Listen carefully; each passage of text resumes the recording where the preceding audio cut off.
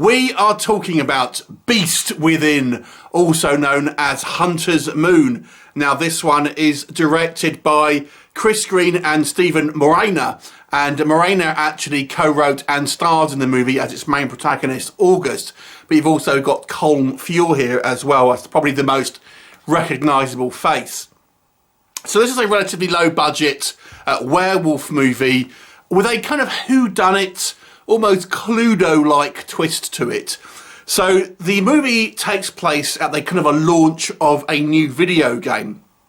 And this video game is based on a kind of trading card game, at least within the universe of the movie. And it's to do with werewolves. Now, within this party, guests start to get killed off. And no one really knows who's done it. They assume that it's obviously someone kind of at the party, and they appear to be the work of a savage beast. Now, they obviously initially think maybe it's a killer, and there's a question of, you know, who's done it, who's kind of missing, who's got the most motive, etc. And eventually we learn that it may well be something a little bit more otherworldly. What will happen? You'll have to watch the movie to find out.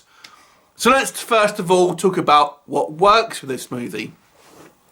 We seem to have a slew recently of lower budget werewolf movies that have come out. I've reviewed 3 or 4 within the kind of the last kind of 3 months, so I would say. So it's obviously coming out for around the Halloween season.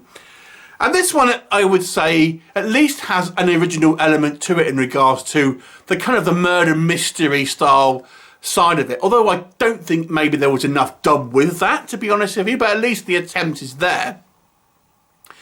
The first half of the movie is really kind of setting up your characters, and you do feel like you are watching a game of Cluedo and that kind of thing. You know, we have all these kind of eccentric characters, all with personality quirks and things like this. And then the latter kind of last act movie is full on kind of like a more or less a horror movie. So there is a kind of somewhat kind of Guess Who type element to this movie, which kind of does make it somewhat fun.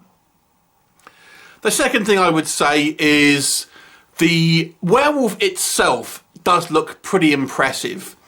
Now, to me, the level that I think, when you're looking about low budget, straight to video, straight to VOD kind of werewolf films, to me, I always think of Bad Moon. Now, you could say, oh, well, but, you know, American Werewolf in London and even The Howling are better, you know, have better werewolves, but they were higher budget movies.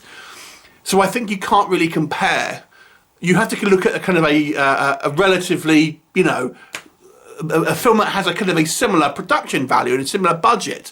And to me, the werewolf in Bad Moon has always been, to me, the gold standard of lower budget werewolf movies. And although I would say it doesn't beat Bad Moon, it's pretty good. It's pretty good in the grand scheme of things. The werewolf suit looks impressive. It doesn't look like a shop-bought gorilla costume that's been kind of repurposed and made to look like a werewolf, which surprisingly a number of these kind of lower budget werewolf movies actually has.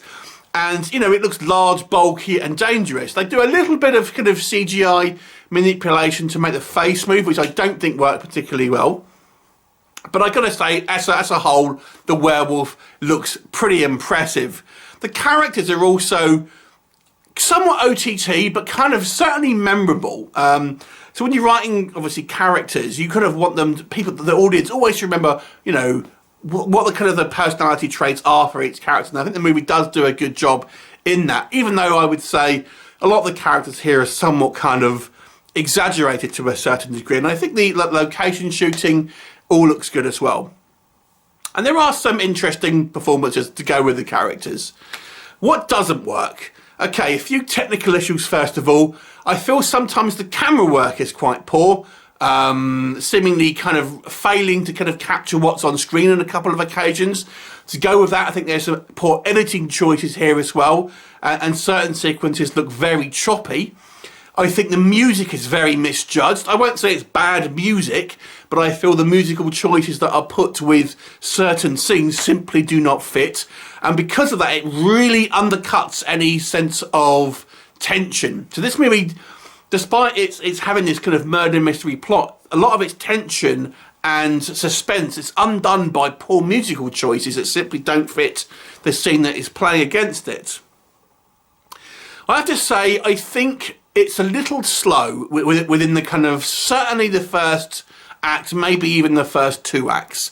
I think there needs to be a little bit more kind of going on. When we get to the 3rd act, it's full on kind of monster mayhem, but I just think it takes a little bit too long to get there.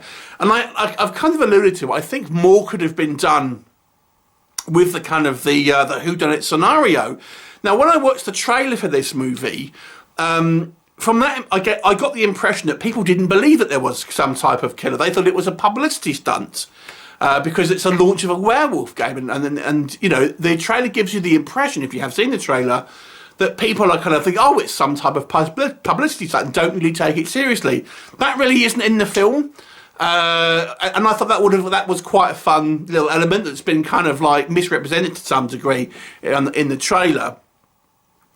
The acting is a mixed bag. There are some good performances. I liked Colm Feore in this.